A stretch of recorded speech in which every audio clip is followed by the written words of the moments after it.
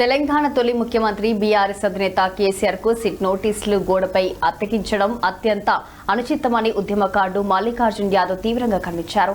Amberpet division కార్యాలయంలో ఏర్పాటు చేసిన విలేకరుల సమావేశంలో మాట్లాడిన మల్లికార్జున్ యాదవ్ కేసీఆర్ ను టచ్ చేస్తే రాష్ట్రం అగ్నిగుండంగా మారుస్తామని హెచ్చరించారు. బీఆర్ఎస్ పార్టీ నేతలపై విచారణ చేయడంలో చూపిస్తున్న ఆసక్తి తెలంగాణ ప్రజల సమస్యలపై కాంగ్రెస్ ప్రభుత్వానికి లేదని విమర్శించారు. మున్సిపల్ ఎన్నికల్లో కాంగ్రెస్ పార్టీ ఓడిపోతుందనే భయంతోనే ముఖ్యమంత్రి రేవంత్ రెడ్డి సర్కార్ కుట్రలు కుతంత్రాలకు పాల్పడుతుందని ఆగ్రహం వ్యక్తం చేశారు.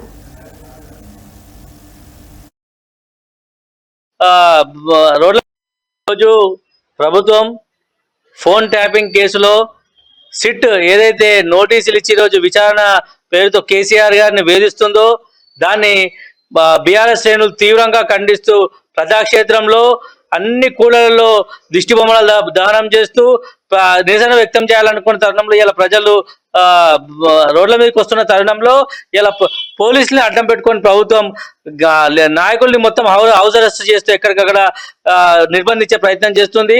కాబట్టి ఇలా ప్రభుత్వానికి ఒక విషయం తెలియజేస్తున్నాం. ఇలా చట్టం చాలా క్లియర్ గా చెప్తుంది ఏమని, అలా వయసు రీత్యా ఆయన ఎవరైతే సిట్ విచారణ చేస్తుందో కేసీఆర్ గారు ఆయన ఎక్కడ కోరుకుంటే అక్కడ విచారణ చేయొచ్చు అని చట్టం చెప్తున్నా కూడా చట్టాన్ని అధిగమించి కేవలం నందీనగర్ లోనే చేస్తామని ఏదైతే పైశాచిక ఆనందాన్ని ఇలా రేవంత్ రెడ్డి పొందుతుండో ఇది చాలా తప్పని తెలియజేస్తున్నాం. కాబట్టి ఇకనైనా రేవంత్ రెడ్డి దీన్ని మానుకోవాలా.